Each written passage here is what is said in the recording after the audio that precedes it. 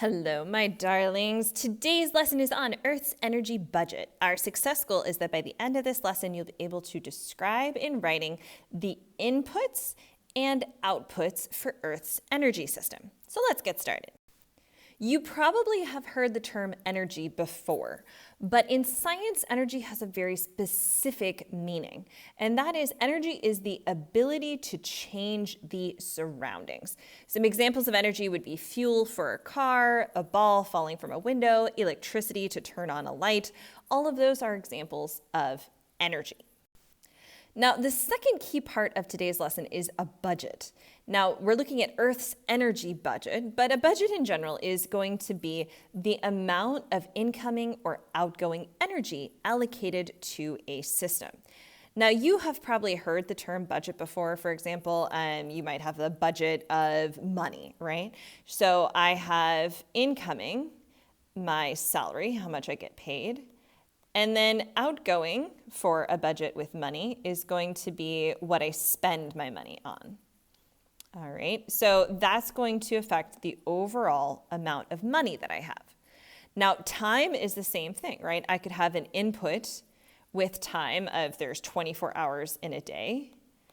And then over here, I'd have my output, which might be like how I spend my time.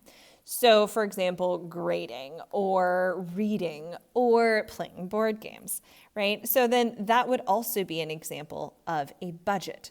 So budgets are always comparing the amount that you have coming in to the amount that you have going out of a system. So let's start to apply this idea of inputs and outputs to Earth.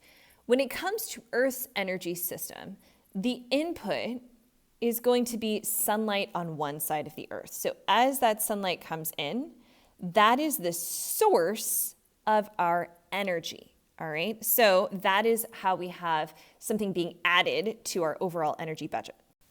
Now, once the sunlight reaches the Earth's surface, what happens to it? What happens to that energy? Now, we know if we just had sunlight coming in, right? So sunlight is hot, and it also has light. Now, if we just had more and more and more sunlight that was coming in, we know that we would eventually all just be fried up, right? We would just like burn to a crisp. It would not be fun. So why doesn't that happen? Where does that energy go? Why don't we all burn up? Now, the reason for this is that sunlight doesn't just come to Earth and just heat it up, right? It's not like a stove. It's not like Earth is getting hotter and hotter and hotter and hotter and hotter and hotter, and then we all die. It's not like that. Some sunlight is going to be absorbed, all right? And this is a great science word. It basically means taken in or held.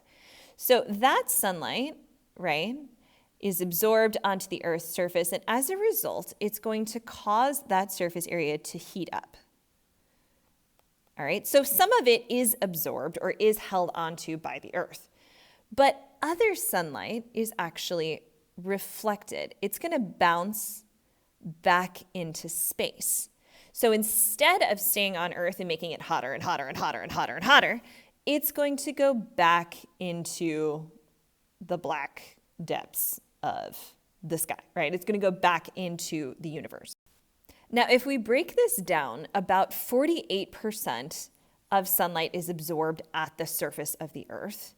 About 23% is absorbed in the atmosphere, and 29% is reflected. That's why Earth isn't just getting hotter and hotter and hotter and hotter till we all die. Now, scientists use a very fancy term when we are talking about how much of that light is being reflected. We use the term albedo. And essentially, it's a scale, it's a very small scale. It's a scale from 0 to 1. 1 means that it's really reflective, and 0 means that it's not very reflective. So if it's not reflective, then instead, that light is being absorbed.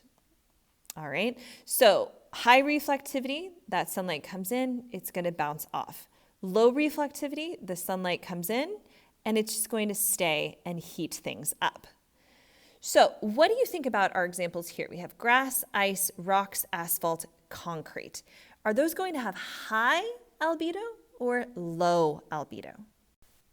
So different things are going to be more or less reflective, right? Fresh snow, for example, 80 to 95% of the light that comes down is going to be reflected there. That is a very high albedo. On the other hand, right, when you have things that are green, like forests, crops, grass, that has a much lower albedo. And so a lot of that heat is instead absorbed. And it's going to make the surface warmer and warmer. Asphalt, right? So like where you would walk around on, well, not walk around, where you would drive around on, right? That has a very low albedo. So a lot of that heat is being absorbed.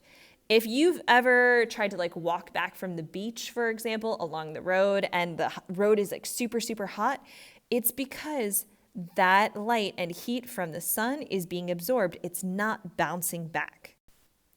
So far, all we've talked about is the input, what's coming in to Earth's energy system. But remember, Earth's energy system, just like any system, has two parts, what's coming in and what's going out. So now we want to look at the outflow part. And our outflow is all about this idea of radiation. So if energy is being absorbed by an object, right? So as that sunlight comes in, let's say you have something like a rock, all right? It's going to be absorbing a lot of that heat. The temperature of that object, like that rock, is going to increase. It's going to get hotter. And as a result, the object is going to be releasing its own heat. And we call this re-radiation. Now, this re-radiation can take different forms that you're probably familiar with. For example, as some of that heat is released, it's released through evaporation. So it's going to cause water, for example, to turn into water vapor. Some of it is going to be released through convection, right? So that essentially means that hot stuff is rising up. And some of it's going to be released as net thermal radiation. Okay, so sunlight comes into Earth, right? It strikes Earth's surface. And like we've seen, some of it is reflected back into outer space. Cool. Some of it is absorbed into different surfaces, which causes things to heat up. Cool. Then some of that is going to be re-radiated. Now, what happens to that re-radiated heat? Does it also go out into outer space? No. Some of it does, but much of it is actually going to be absorbed. And it's going to be absorbed by greenhouse gases. So a small part of the atmosphere, that's why I drew this little like circle around our Earth here, is made of heat-trapping gases, which I know you have heard about before, called greenhouse gases. These gases absorb that re-radiated heat.